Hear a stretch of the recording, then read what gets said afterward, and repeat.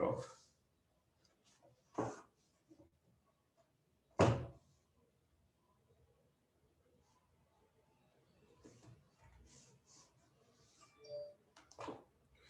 Okay. Yeah.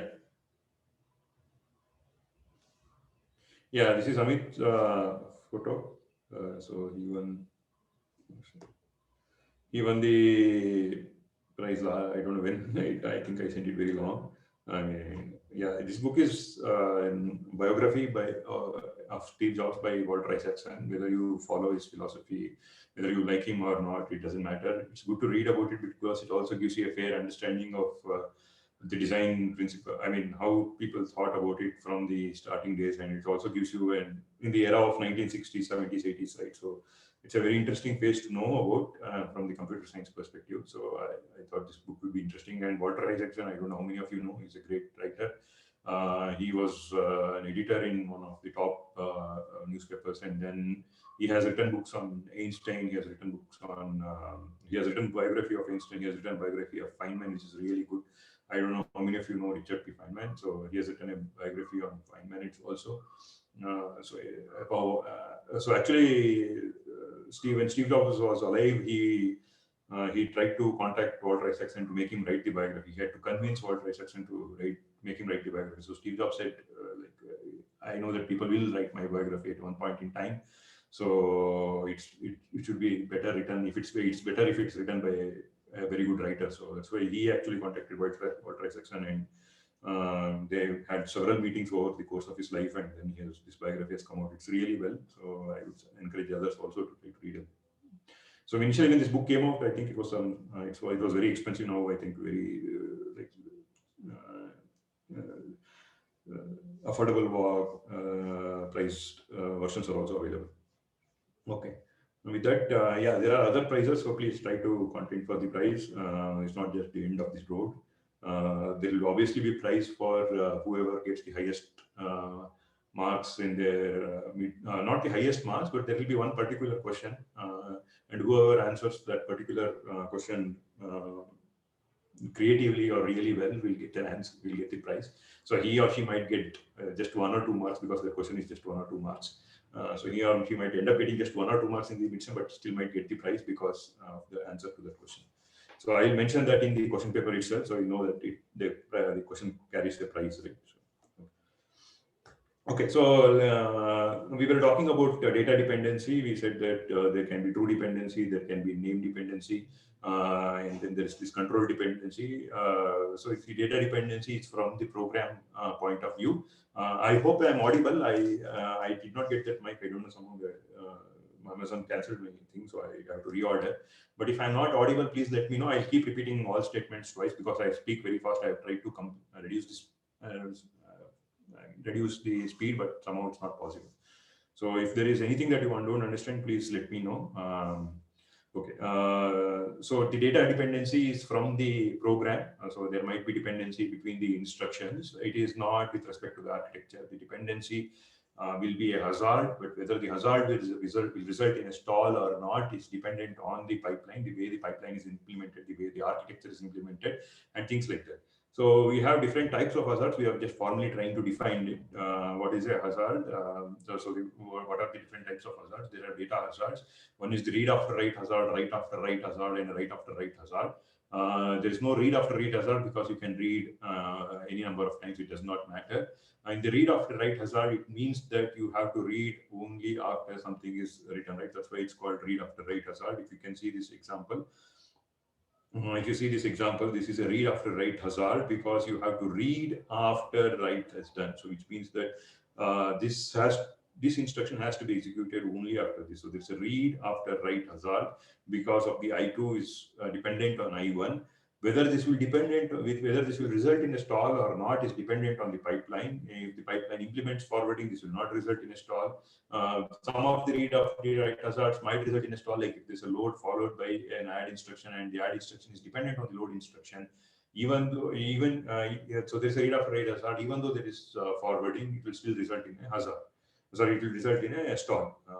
So similarly, there is a write after read hazard, which means that you have to write only after this has been consumed. So there is some kind of dependency between I2 and I1, but this is not a fairly, I mean, this is not a straightforward dependency, which means that this R2's value is not dependent on this value, but you can write something into R2 only after the R2 has been consumed by I1. In the MIPS pipeline that you have been seeing, there is no chance that there will be a right after, there is no chance that the right after read hazard will result in a stall, but there are architectures where this might result in a stall, so you have to be careful about that. So there is also a write after write hazard, which means that you have to write only after this has been written. This again in the MIPS pipeline, this hazard will not result in a stall because the write is happening at the end of the pipeline. But there are architectures where the write might happen in the first, second, or third cycle. So generally, the compiler is intelligent enough to detect these hazards. So one of the examples or one of the answers somebody gave was, why don't we rename to overcome this read after write hazard? Somebody said, instead of R1, I will name this as RT, and I will and this one will still be this is still R1, right? So no, so which means that there is, okay, why was this? Okay, I think I gave a wrong example. You guys still agreed, right? So this is a wrong example. So why did you guys agree to this? Oh, okay. This is a right example. Okay. Sorry. So there is a write after write dependency here. So there is a write after write dependency here, and there is a read after write dependency. Sorry, this is a read after write dependency here. Of course, I cannot do away with read after write dependency because this has to be executed for this to be consumed. So this has to be executed for this to be consumed. So there is no way that a compiler can do away with this. Of course, there are techniques to do this, but anyway, so the compiler cannot do away. But can I do something like this? So this thinks there is a write after write hazard. Can I do something of this sort? Yes, I can do. I'll just rename the R1 with RT. This is a temporary register. So I just rename R1 with RT here. So because this R1 is being consumed by this, wherever there's a dependent instruction on I1, the I2 is dependent on I1. So I will rename this I1, R1 here also RT. I will not rename this because this is not a dependency. So I just allow this to R1. Now you have removed the write after write hazard. So it's just by renaming. This can be done by the compiler. This can be done by the hardware. This is called register renaming. Generally, if the compiler somehow misses out on such opportunities, because it's not always straightforward for the compiler, especially if you use aliasing wherever, if you use pointers, it's not clearly, it might not be apparent to the compiler. So then the hardware kicks in and says, oh, I will do the register renaming. And there's a technique that was introduced called scoreboarding. And then there is something called Tomosolo's algorithm where this register renaming happens, which is a very powerful technique, which you will not be seeing, of course, in this semester. But you can see that there are hazards because of the program, and depending on how the pipeline is implemented, the hazards will result in a stall or not. The stalls are bad because it will bring down the performance. So you have to remove the stalls, and to remove the stalls, you have to identify what kind of hazard it is and try to remove it. The compiler might assist in removing it, or the hardware might assist in removing it. If the programmer has some idea of such a thing, then he or she might also try to do it. But it's very difficult to expect, or even if the programmer has all this view, it's very difficult because he is not writing assembly code. It's more of the C programming code. Of course, he or she can do some optimizations, but that will come once you are introduced to something called memory. With this, okay, I am not it. Okay, so there is something called structural hazard. So what do I mean by structural hazard? It means that the hardware components is not enough. Generally, let's take an example, right? Let's take an example where I do load R1, comma 0, comma R2, say R3, comma R4, subtract R6, R9, comma R10, comma R11.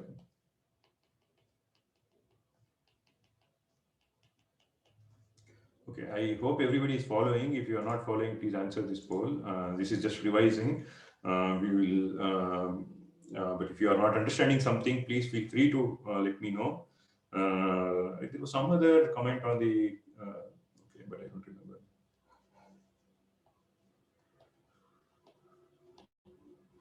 Okay, let's write down this, right? Let's write down this I1, I2, I3, and so on and so forth, and see what is a structural hazard. Of course, I have not defined what is a structural hazard, but name might be giveaway. But let's see what happens, right? So let's say this is I1. This will do instruction. This is I1. This will do instruction fetch, instruction decode, register fetch, execute, memory, write back. And then this will do instruction 2, that is instruction fetch, instruction decode, register. There are no other stalls because there is no dependency. This instruction is not dependent on the instruction. None of the instructions are dependent on each other. So there will obviously be no stalls because of the dependency that you have been seeing. There are no data hazards. There is no control hazard because there is no if statement here or no branch statement here. So this program neither has a data hazard nor a control hazard. We are just checking whether this has a structural hazard, right? And we haven't actually, of course, not defined what is structural hazard, but we'll see that. So then we have execute.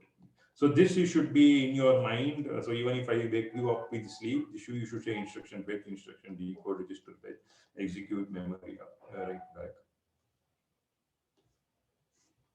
Okay.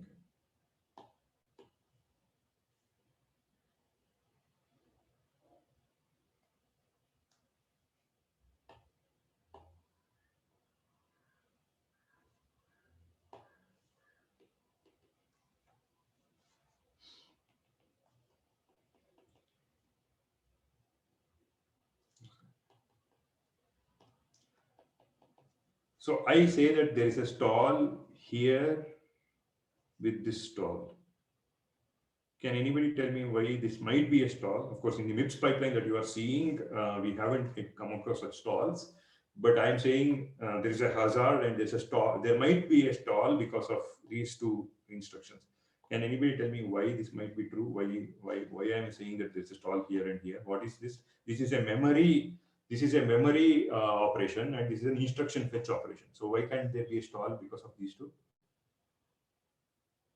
Sir, if the memory operations and instructions are stored at the same place, then memories and then no, it need not be in the same place, right? If of course it cannot be in the same place, but what do you mean by the same place? Okay, maybe your answer is right, but what does same place mean?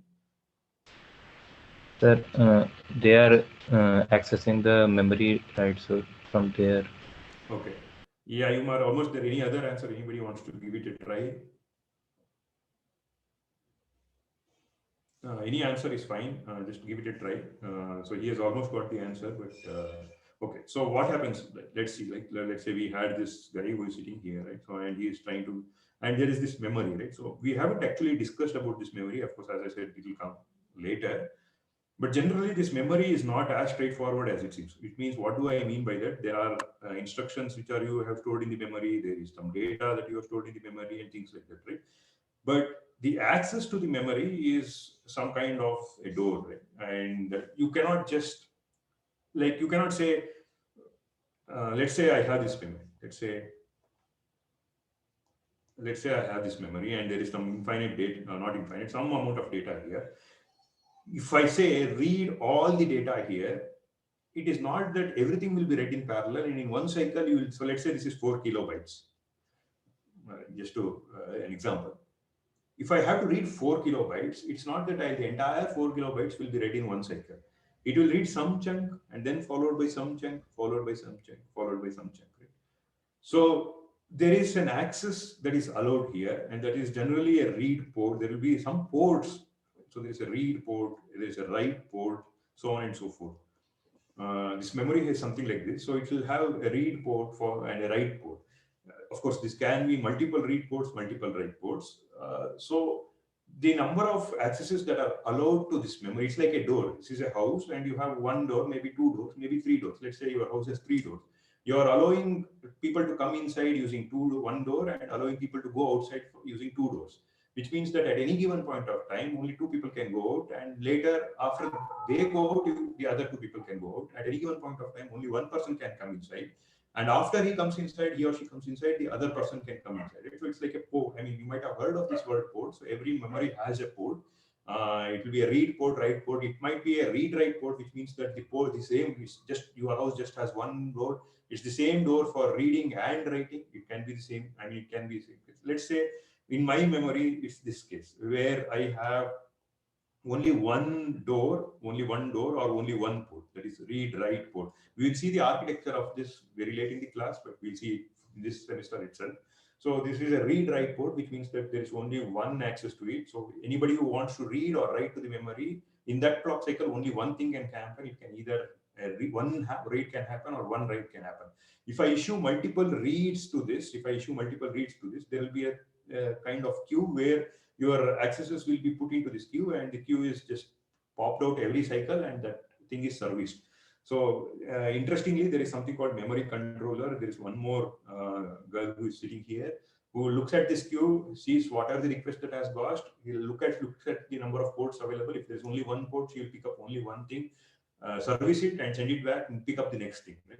So what is happening here? I of course know that the data and the instruction are stored in memory. So that's the assumption, right? So the data and the instructions are stored in this memory, which means that maybe I have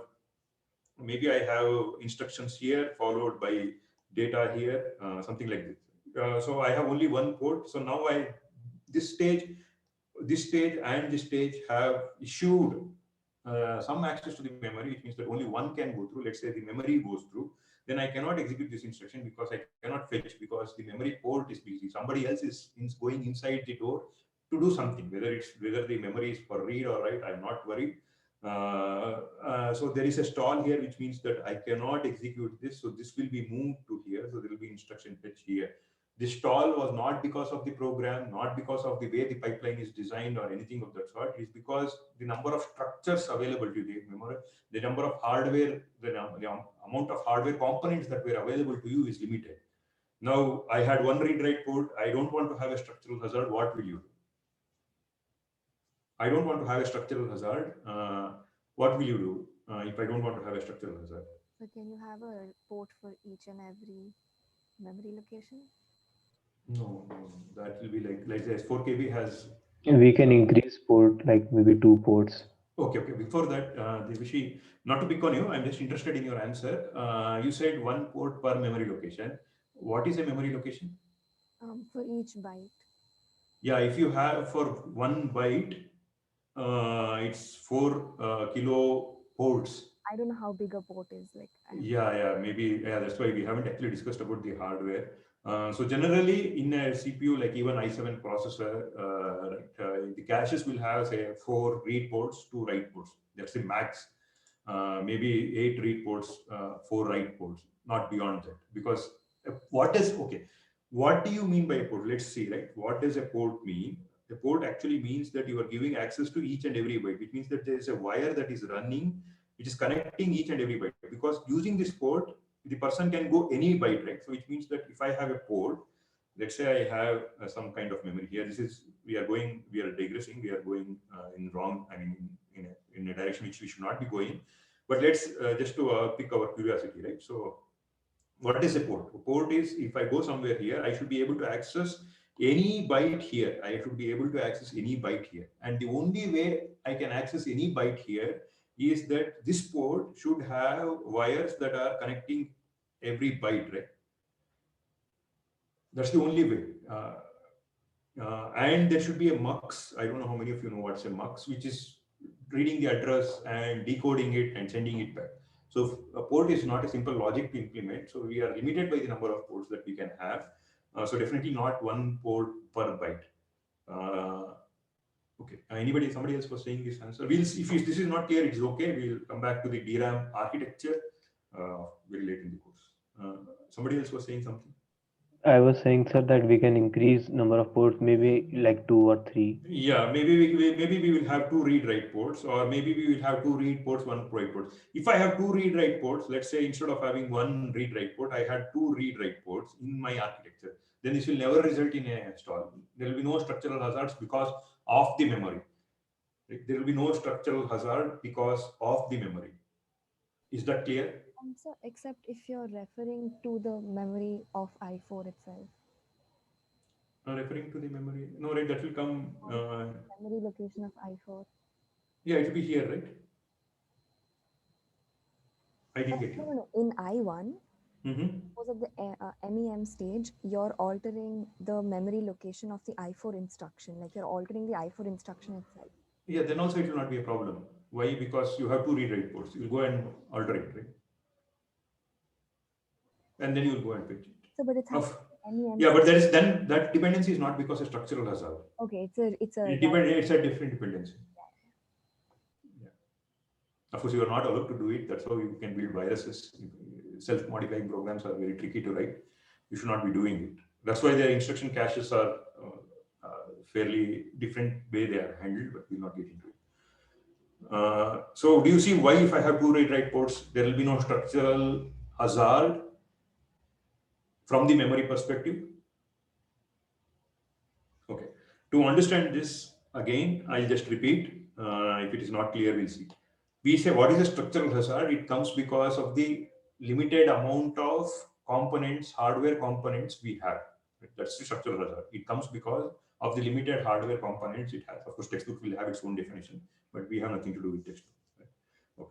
So now what is happening? I fetched in the instruction 1, and that is doing some kind of memory operation. What is the memory operation it is doing? It is trying to read something. So it is going to this memory. So this particular guy is going to the memory. So I am trying to read. So memory is for me is something which is akin to having a door.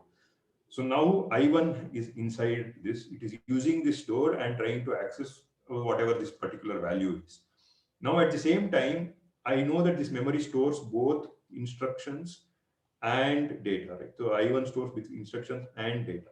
So now the data is being accessed by this I1. Now I4 cannot go here because there's only one door. That's why this will be a stall, and I have to wait for the I1 to go ahead, and it will go ahead only in the write back stage. So then the door will be empty and I can go. Of course, I'm assuming that I2 is not using it, right?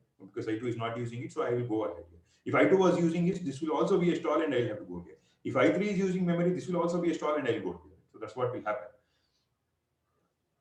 So there is a way to overcome this. The only way, one of the ways to overcome is instead of having one door, I will have maybe two doors. Maybe I'll have two more doors. So when I1 is accessing, I'll allow I4 to access here, which means that both of them can access the memory in parallel.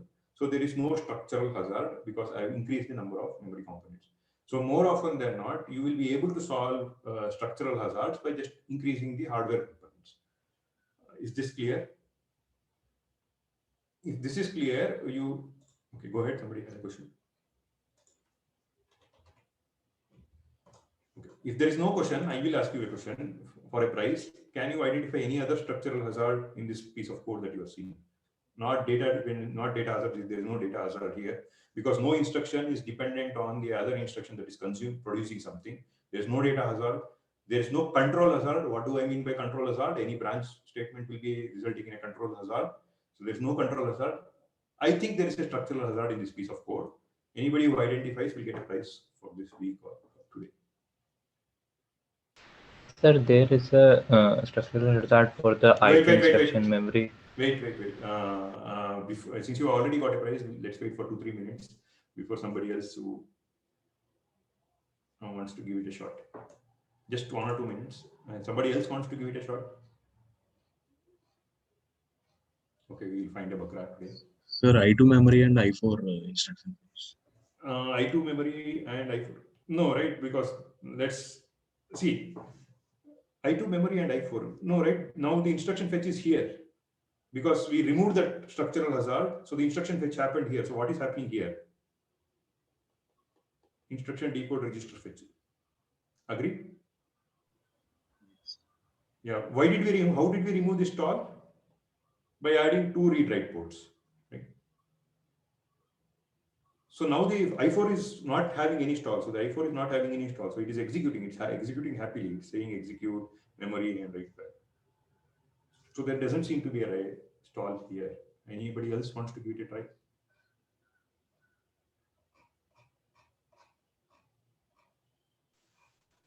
Yeah, go ahead. You are not audible, man. Or who's it? Yeah, Sai Reddy, you are not audible.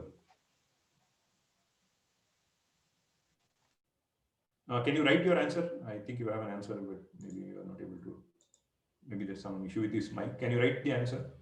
Or anybody who wants to give it a shot? Okay. Okay, it's now open to everybody. Anybody, Amit, you want to go ahead, you can go ahead and tell me what's the answer.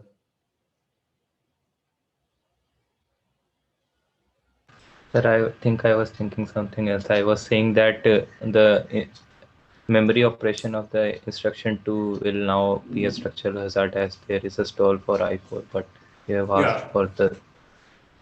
for two read-write ports. So Yeah, I have two read-write ports, so there's no hazard, right? Okay. but sir, there may be some race conditions for No, there's that. no risk. This is the piece of code. I am saying in this piece of code, in this pipeline, there is a hazard, structural hazard. And that will give you a price, give you a price. Anybody else wants to answer? Sir, do we have ports for accessing registers? Yes, let's say we have ports for where are you seeing that ports? Okay, I'm just curious. Where are you seeing the ports issue? Sir, you said that for accessing memory we need ports, no? Yes. You need Then ports for registers also. Yes. for accessing registers also. Yes. It might. Any register is nothing but memory. We are just calling it registers, but register is nothing but memory. You will see later in the course that both caches and register are made up of the same kind of memory, but actual memory is the DRAM is made up of some other kind of memory. We will see that later. Yeah, for anything that has memory will have a port. Port is just a way to mux your data and read the data because they are just transistors there.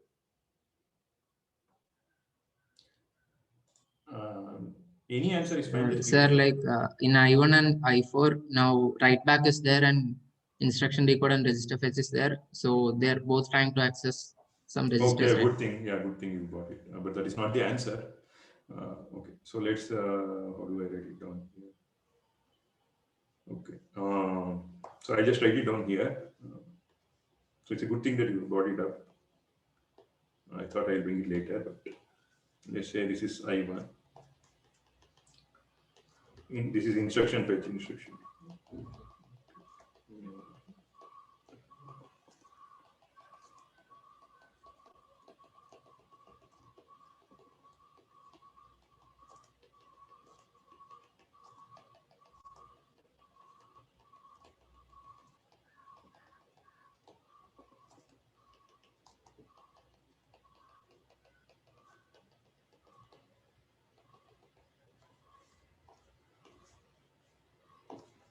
Okay, yeah. Can you tell me now where? I4 and I1. I1 and I4. Yeah. Yes. Okay. So before that, I hope everybody understood why there is no stall between I3, I4, and I3. Right? So there's no structural stall between. There's no structural stall between this instruction fetch and this memory because I've added two read-write ports and then they can access the same memory at the same time. Right? So that's what I have done.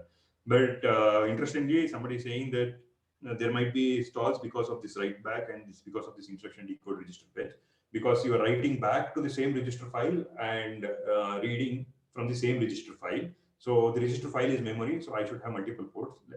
I mean, as I said, there are multiple ports for this, but there is one more thing that the MIPS does specifically, or many of the architectures do. What they do is this is one full clock cycle. So people have figured out that you don't need to have full clock cycle to write something. So what they do is they write back in the first half of the clock cycle. The second half of the clock cycle is left free. So it will look something like this. The first half of the clock cycle, you do write back stage. So it uses only half of the cycle. The next half of the clock cycle is done in the instruction decode register fetch is done. So the way it looks like for any instruction decode register fetch is, if this is my entire clock cycle, the instruction decode register fetch is active only in the later half of the cycle. So if you say, I am doing instruction decode register fetch in, I'm doing register fetch. I'm doing register fetch in the second clock cycle. It means that you are doing register fetch at 1.5 clock cycle. There is nothing called 1.5 clock. It's just that you are splitting the clock cycle. In the later half of the clock cycle, you are doing register fetch. In the first half of the clock cycle, you are doing a write back stage. So that's why if you see any textbook, if you pick up any textbook including Hennessy Patterson, the write back would be written something like this. This is the entire clock cycle. And the instruction decode register fetch will be written something like this. it means that the register fetch is happening in the last half of the clock cycle. So you are splitting it, so you actually don't need even 2 ports. You can do it in a single port. But generally, register file will have more than 1 port. So any other thing that you are seeing, structural dependency that you are seeing. So I will give you a hint. There is a structural dependency between I3 and I1. Now can you answer why? Why do you think there is a structural dependency between I3 and I1? What is the instruction fetch stage doing? For I3, it is fetching the instruction, and No. for I1, No, not just fetching the instruction. Instruction fetch we already saw is doing something else. That's why we said for the control hazard there is something that is happening. What is it doing? It fetches from the memory. No, it fetches from the memory, but instruction fetch also involves some other thing that it does. Changes PC. Yes, it changes PC, right? So what is it changing from? So what is instruction fetch PC to doing? It PC is- plus 4. Yeah, it is fetch an instruction, right? And it is doing PC is equal to PC plus 4. Hope you guys remember this. It is fetching, any instruction fetch unit is doing a fetch, and it is doing PC is equal to PC plus 4. And what is this PC is equal to PC plus 4? It's an arithmetic instruction, right? So we need the You- The execution and PC plus 2. Yeah, there is a structural execution and PC plus 4 are both in a structural hazard, right? Because PC plus 4 is nothing but an arithmetic instruction. You are just incrementing the PC. And here you are executing something, which means that you might be adding or subtracting or something. So there might be this is a structural hazard. It can result in a stall, but this will not result in a stall because you have a separate unit which just does PC is equal to PC plus 4. I just have an adder which is PC is equal to PC plus 4. This is just an incrementer, so it's fairly easy to implement it. You don't need a complex ALU to do it. So they just have separate hardware unit. That's why this hazard will not result in a stall. So in the MIPS pipeline that you are seeing, generally none of the hazards will result in a stall because you either have multiple read-write boards or you have a separate hardware unit that does PC is equal to PC plus 4. But I hope you got an idea what is a structural hazard, right? This might not be evident in the pipeline that you are seeing, but generally this will be very evident if you are building something called a superscalar processor or a very complex, fairly complex pipeline stage. So something like that. So anyway, I hope this is clear. So we saw different kinds of hazards. We saw data hazards. In data hazards, there's a read after write hazard, write after read hazard, and write after write hazard. So read after write hazard is a true dependency because it's actually a dependency. Write after read hazard and the write after write hazard are not true dependencies, but they are something called anti-dependency because you are not actually truly dependent on somebody. You are just dependent because you are using some place, right? But you are not dependent on them. It's like you are waiting for somebody else to go away from the bus seat, but you are not actually dependent on them to make you help you sit in the bus. So it's something like this. So it's an anti-dependency. And then we saw control dependency. Control dependencies are because of the branch instructions. We saw how we handle these hazards. We can squash these hazards by having some kind of predictor built into it or doing some kind of optimization at the compiler level. We also have structural hazards. Structural hazards come up because of the limitation of the hardware resources that are available.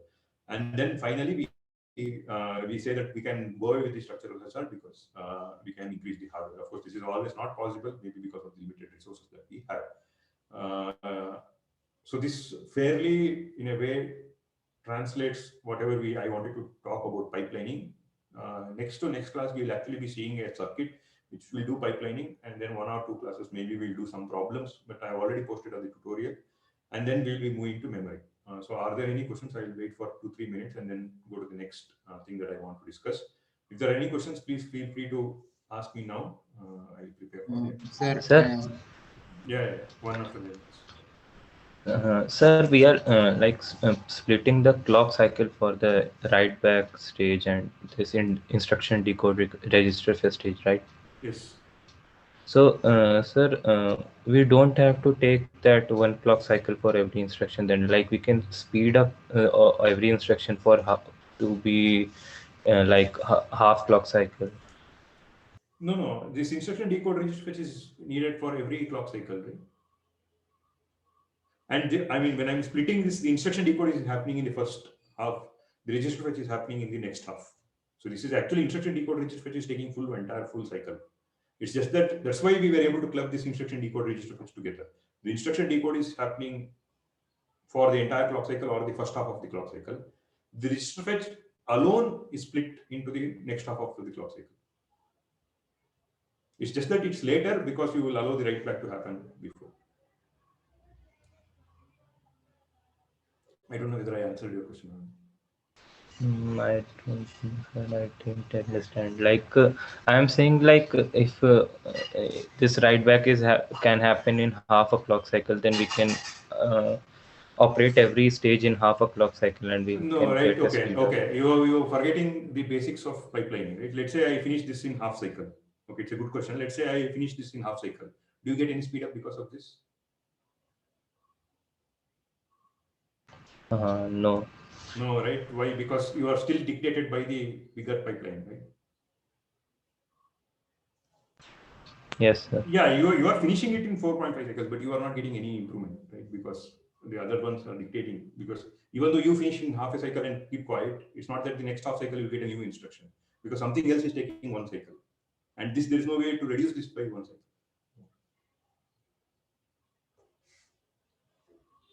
Yeah, did I answer it?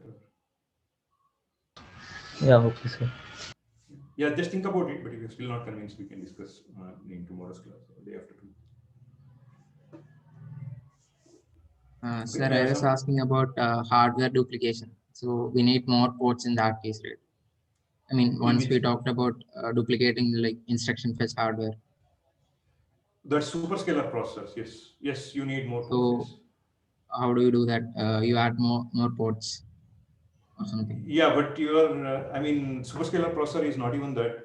I mean, even you can keep adding more ports. So generally, superscalar processors means you are now fetching one instruction and finishing one instruction at any given point of time. You are only fetching one instruction at any given point of time. That's the max. So the IPC, that's the maximum IPC, instruction per clock cycle, that you can achieve is one, right? That you can't go beyond. But Intel, if you pick up, Intel generally says that they have an IPC of 3 or 4 or 5. So generally, the Intel processors have an fetch width of 4 to 8, which means that they can fetch 4 instructions together, commit 4 instructions together, or they can fetch 8 instructions. And so they are doing everything 4 or 8. But it's not as straightforward as it seems, because the circuitry is not just about increasing the ports. If I am fetching 4 instructions in parallel, then there will be multiple stalls because of the dependencies, right? Here you are seeing data dependency because you are just fetching one instruction. Now, if I fetch 4 instructions, there might be multiple dependencies among the fetch window itself. So it's not that simple. So there's a separate entire topic called superscalar processor, which will take half a semester. That's why we say we push you for compute architecture. But that we will not be discussing about superscalar processors mostly in computer organization.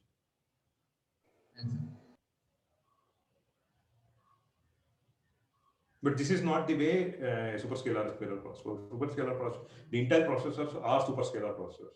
Any processor which can fetch multiple instructions, not just one instruction, is called a superscalar processor. And there's a completely different way the pipelines are handled in a superscalar processor. So there are hardware algorithms. When I say algorithm, it doesn't mean an algorithm that you are used to. There are algorithms called Tomasulo's algorithm and scoreboarding and register renaming. So those are fairly involved topics. So could you please say the name of the algorithm again? Yeah.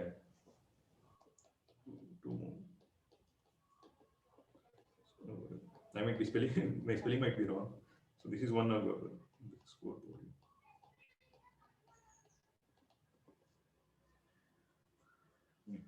So the idea is, yeah, just read about this.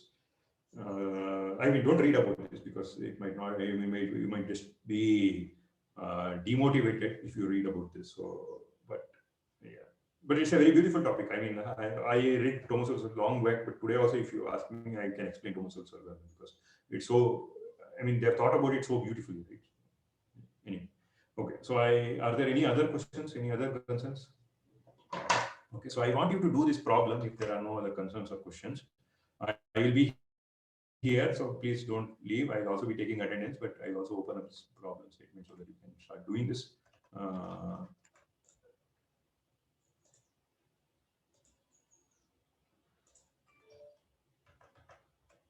Yeah. So consider this, just write it down, take a piece of pen and paper, write it down, do it now only, not in your head or not when you take this problem.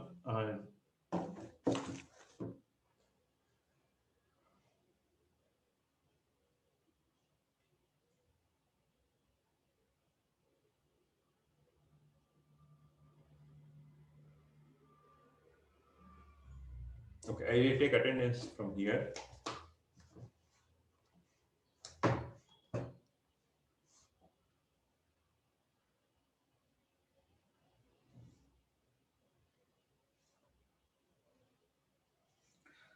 Baindla Gautam? Present, sir. Okay. Pradeep Das?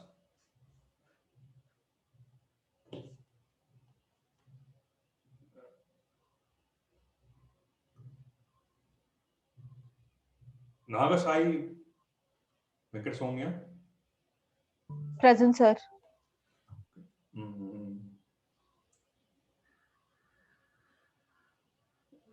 Aditya Sharma? Present, sir. Sai Kritik?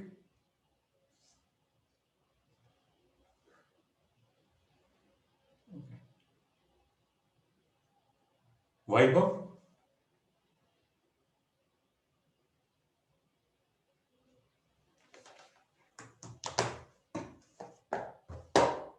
Okay, yeah, try to do this problem.